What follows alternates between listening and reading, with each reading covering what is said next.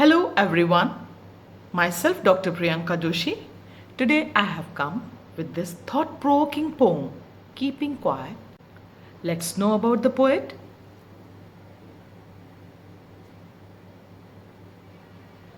Let's discuss the theme. The first, it speaks about the necessity of quiet introspection. Second, it also talks about that how man should try to understand himself and stop harming the world with death and destruction. Let's begin. Now we will count to 12 and we will all keep still. For once on the face of the earth, let's not speak in any language. Let's stop for a second and not move our arms so much. Let me explain the poem again. First of all, you might have noticed that for PT and drills, we count till 16. But here, the poet counts till 12. Any guesses? Yes. You might be thinking that while counting till 12, the poet might be referring time. That is on wristwatch or clock. 12 again represents the zodiac signs.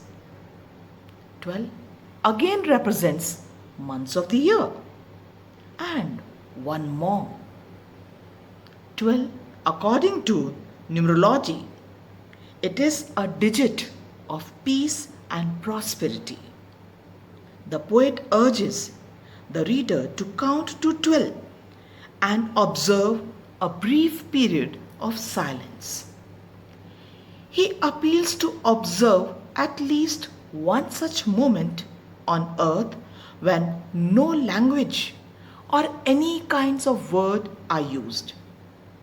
He suggests that if we are quiet, we would be able to get an opportunity to introspect. So, he requests the reader to stop just for a second and not to move arms while expressing views. He wants everyone to be motionless. If you see the stanza, you would find the various poetic devices that have been used, the beautiful use of alliteration, the beautiful use of antithesis, and even the use of pun in the word arms, which has two interpretations. First, it means for hands, and second, it is for weapons. I'll explain more in the poetic stanza.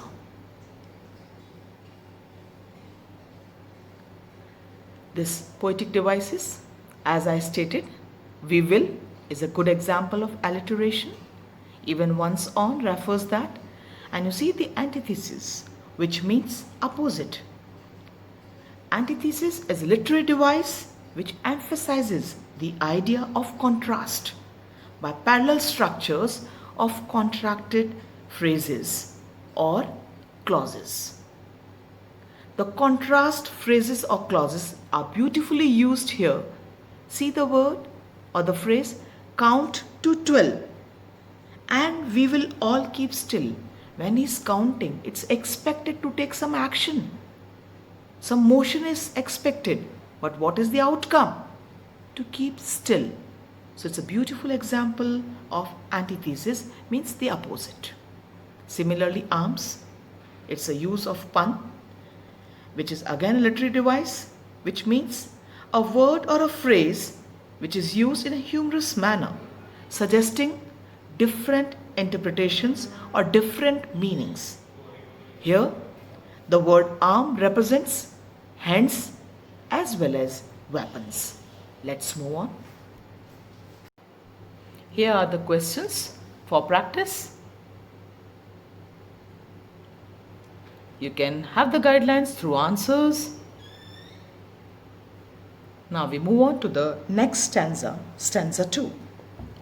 It would be an exotic moment without rush, without engines. We would all be together in a sudden strangeness. The poet feels that such a moment of silence would be an unusual and exciting one. It will have miraculous consequences. Here will be no hurry, no sound of machines or engines to pollute the atmosphere. It will be a strange and unfamiliar moment with stillness all around. The feeling of togetherness will be new, unfamiliar, and hence it will be strange. Here is the explanation to go through and poetic devices that are used in the second stanza. Here are a few questions for practice. These are the answers to check yourself whether you are correct or not.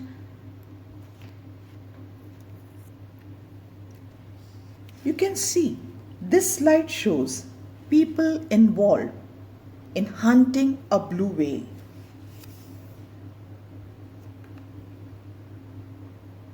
Let's move on to third stanza.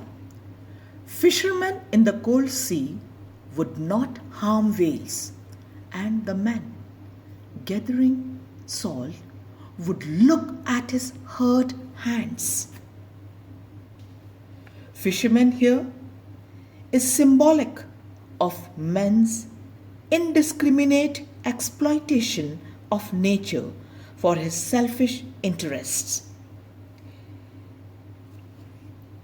In this moment of inactivity, the fishermen would not be catching fish, hence the whales in the sea will be safe. This idea is suggestive of the thought that human beings would not destroy nature. The man who gathers salt will be able to tend his wounded hands, for which he had no time earlier. Thus, both nature and humans will be able to recover from their wounds. Here the explanation, if you want in details. The fishermen are the representatives of the tyrants and killers. Few questions for practice. Here are the solutions. In this slide, as you see, it depicts the green wars with the environment. It brings out a polluted picture where the people use biological weapons or weapons with fire to destroy even their own race. Let's begin this stanza. For those who prepare green wars, wars with gas, wars with fire, victory with no survivors, would put on clean clothes and walk about with their brothers in the shade doing nothing. Here the explanation. The poet now speaks of those scientists, tyrants, who carry on wars against humanity or environment. Wars of all kinds, including the chemicals or poisonous gases. The wars bring only death and destruction. The end of wars is that nothing is left and no one is there to celebrate even the victory. So the victory is at what cost? Think. The time zone of silence would make us aware of this grim reality. And that is why men would shed their clothes stained with blood of humanity, put on new clothes and walk with their brothers, building mutual trust, confidence and a feeling of brotherhood. The poet implies that war-torn world would be replaced by one and with an atmosphere of peace, brotherhood, and harmony. All destructive activities of death would come to a standstill, giving a healing touch to mankind. Here is the brief explanation and poetic devices that are used. Few questions for practice. Here are the possible answers. And now we move on to fifth stanza. What I want should not be confused with total inactivity. Life is what is about. I want no truck with death. Truck with death, it refers to a phrase. Now let's explain. The poet makes a clarification that though he is advocating the need for silence, his advice should not be confused with total inactivity. He does not want any association with death. He says life is meant to be lived. Life is an ongoing process. He means that silence does not mean a complete association with death. Here is the brief explanation.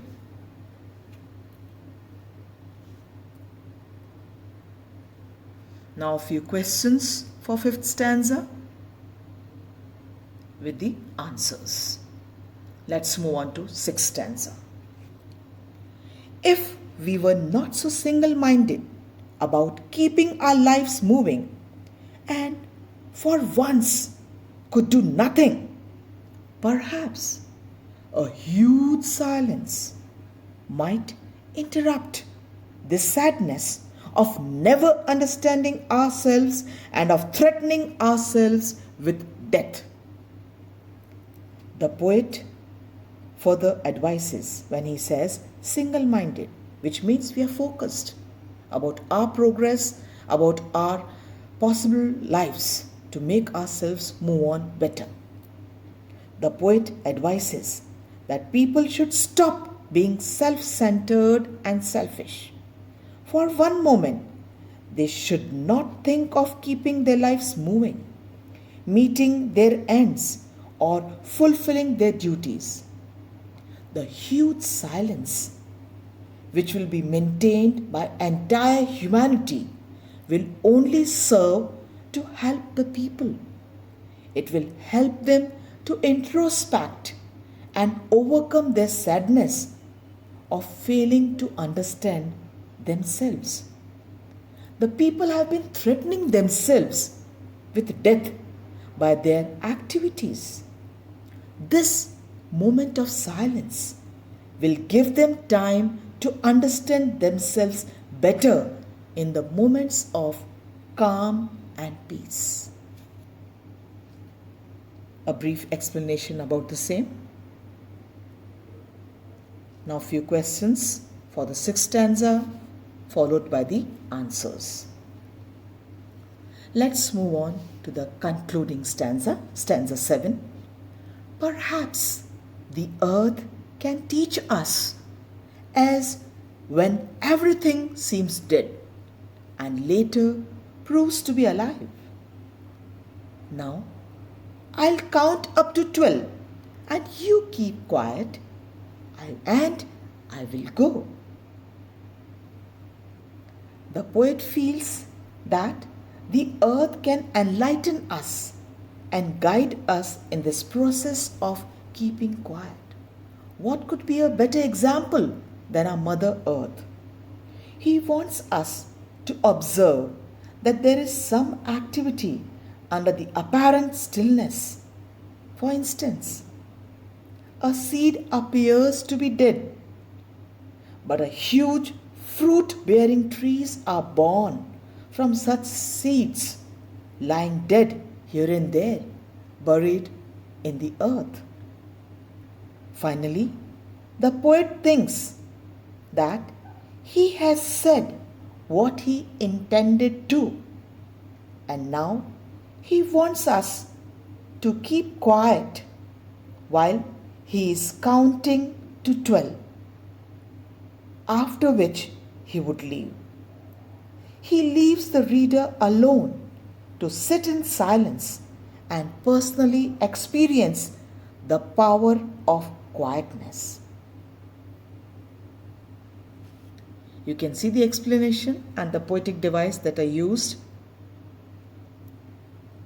One very important question that you should keep in the mind, that is, compare the first two lines and the last two lines of the poem.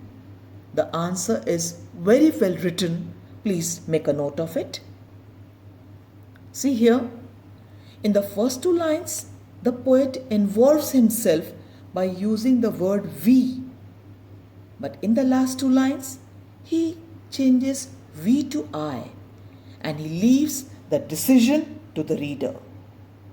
He wants the reader to introspect, and that is why in the last resounds that if we have the rejuvenation of our thoughts, we are certainly going to bring a change in our mindset. This is the message. The message aims that we should introspect and must not be confused with inactivity or inertia. He wants a positive introspection to be done so that we are able to save the life of flora, fauna, and even the entire mankind. These are the assignments which we can practice to improve our performance in the board exams. Thank you.